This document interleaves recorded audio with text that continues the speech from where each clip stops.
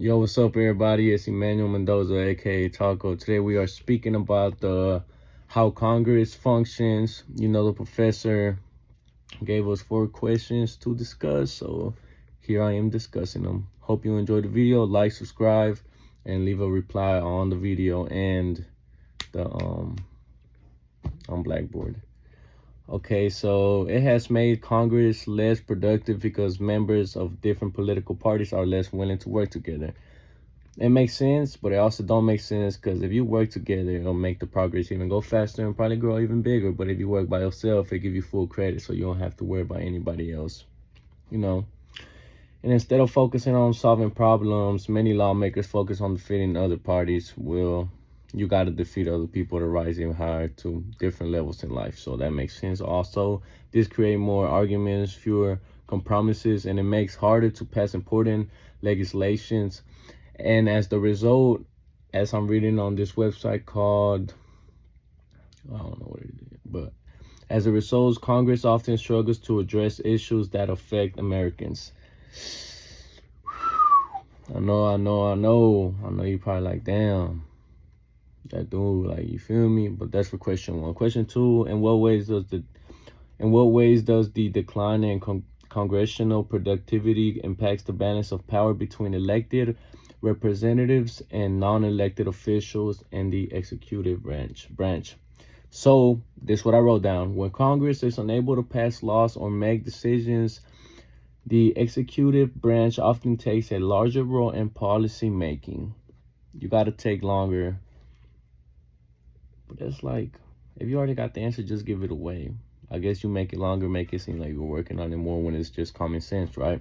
So presidents may rely more on executive orders, and government agencies may create regulations to address issues. This gives more influence to unelected officials and can weaken Congress' role as the branch that is supposed to make laws on behalf of the people. That's a risk, but at the end of the day, everybody trying to rise and trying to make the right decisions for the Congress, So number 3, how was the trend of messaging bills and perpetual campaign mindset affected legislative process in Congress? Messaging bills are often introduced to make a political statement rather than to become law. That's a great one. Lawmakers may use this bill to gain support from voters or attract media attention. If this was back in the day, does that mean like on a newspaper? Because I don't think everybody has social media, right? All right. So because of this, they may prioritize political advantages over finding solutions, which slow down the legislative progress and reduce cooperation. All right, question number 4. What factors contribute to the public's low approval ratings on progress, and how do these ratings differ from approval or individual representatives? So many Americans view Congress as ineffective because of the political gridlock, partisanship, and a lack of results. Well, everything gonna have a lack of results, so it makes sense. This leads to low approval ratings for Congress as a whole. However, individuals, representatives often receive higher approval ratings because voters are more familiar with their own representatives and may believe they are doing a good job serving their district, even though if the Congress overall is viewed negatively. Makes sense. 5. What steps can be taken to rebuild public trust in Congress and enhance its role as a functional and representative governing body? So what I wrote, to